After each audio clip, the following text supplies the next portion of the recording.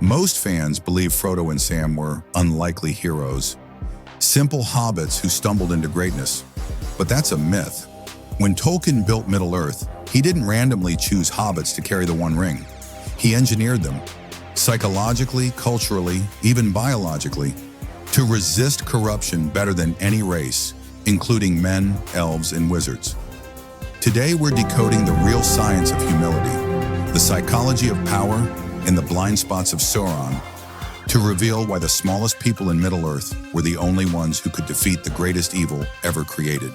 This is the myth of the unlikely heroes. Decoded myth.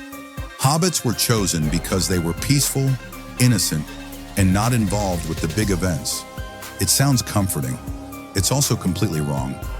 For decades, the internet has repeated the idea that Frodo and Sam were too small to notice, that Sauron ignored them, that they were lucky survivors in a world built for warriors. But the text, especially Tolkien's private letters, tells a different story. Tolkien didn't write hobbits to be weak. He wrote them to be the perfect counterweapon to Sauron. Why?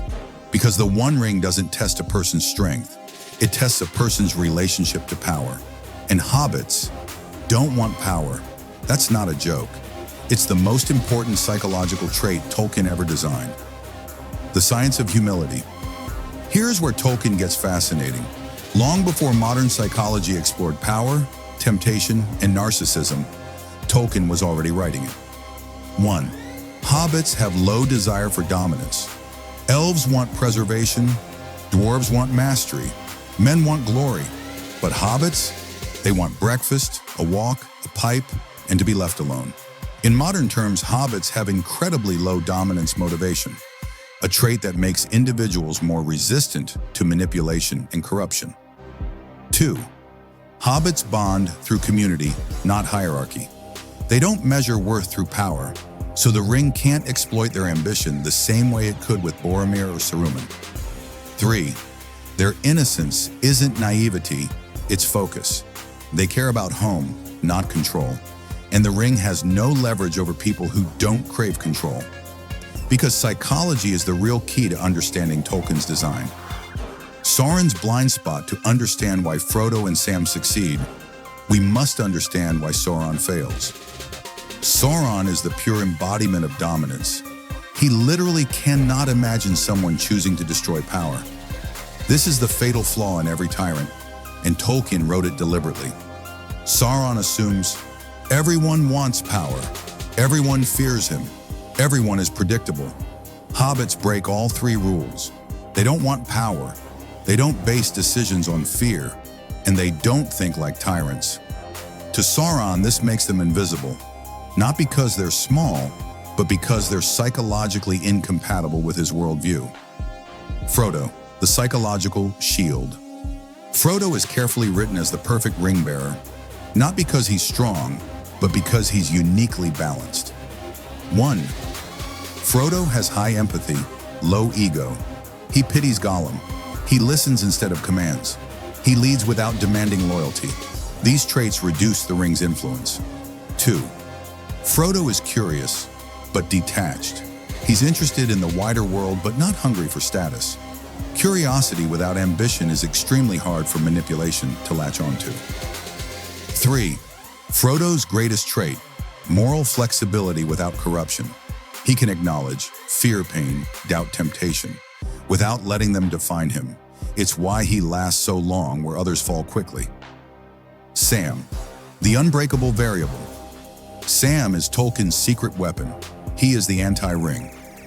1. Sam has absolute purpose that the ring cannot corrupt. He wants to protect Frodo to go home to keep a promise. That's it. No ambition, no desire for power, no cracks for corruption to slip into. 2. Sam's love is Sauron's worst nightmare. Sauron cannot comprehend love with no strings attached, so he cannot predict Sam.